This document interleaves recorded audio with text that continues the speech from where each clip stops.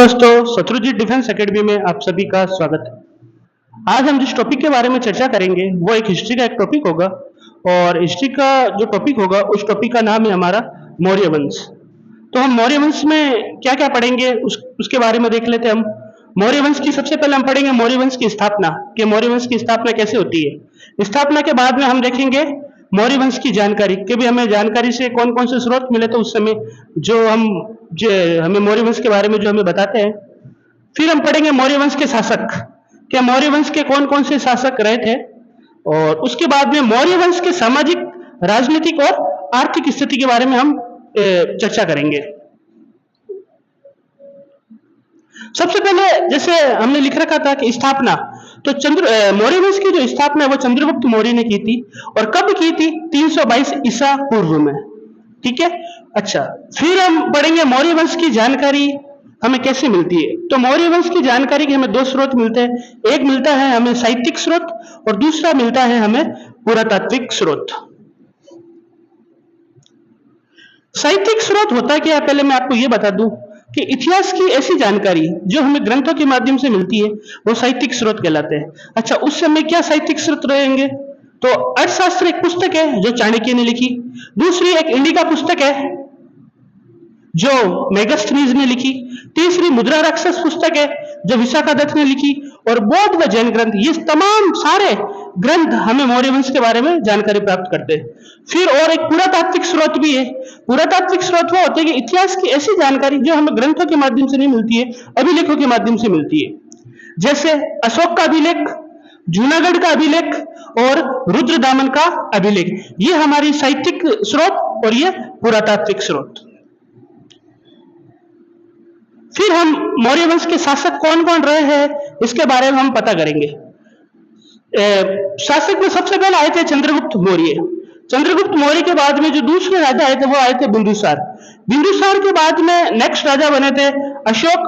अशोक के बाद में बने थे कुणाल।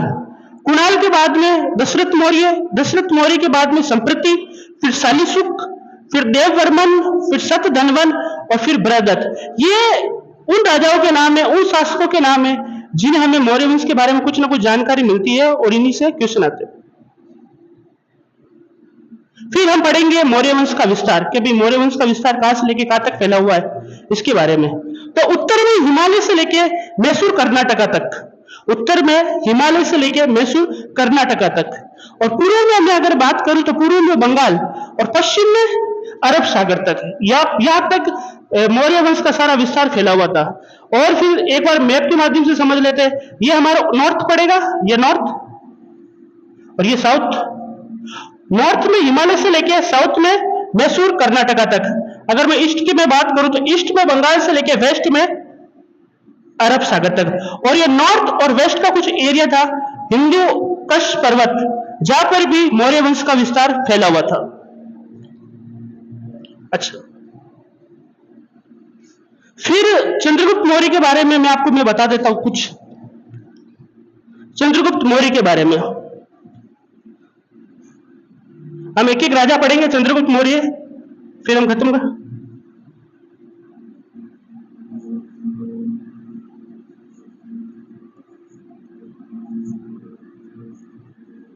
चंद्रगुप्त मौर्य,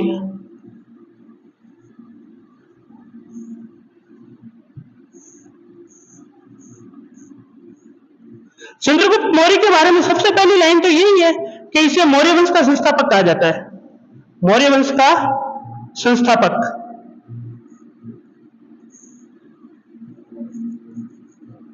मौर्य वंश का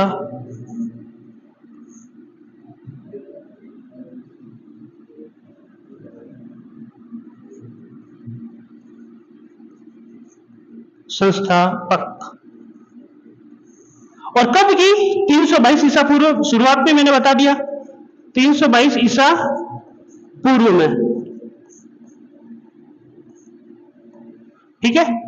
फिर चंद्रगुप्त मौर्य का जब शासन था और चंद्रगुप्त मौर्य के समय कुछ यूनानी दार्शनिक आए हुए थे जिन्होंने चंद्रगुप्त के लिए क्या नाम दिए? यूनानी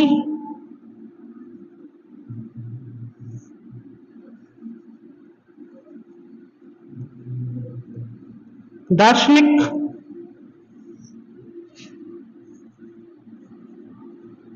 द्वारा चंद्रगुप्त के नाम,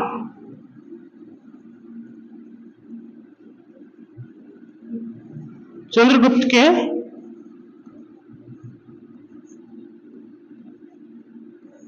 उस समय यूनानी दार्शनिक दो जने थे, एक का नाम था प्लूटार्क,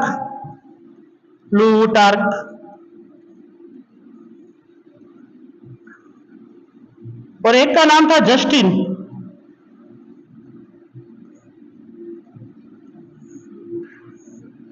प्लूटार्क ने चंद्रगुप्त मौर्य को एंड्रोकोट्स का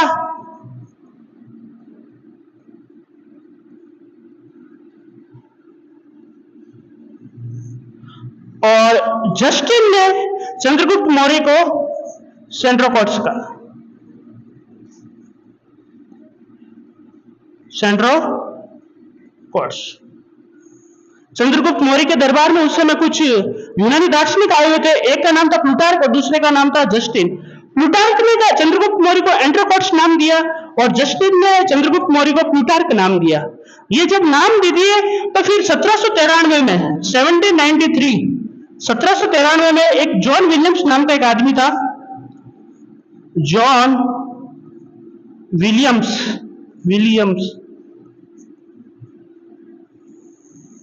जॉन विलियम्स ने सबसे पहले यह पता लगाया कि ये जो नाम है वो किसके है, चंद्रगुप्त मौर्य के।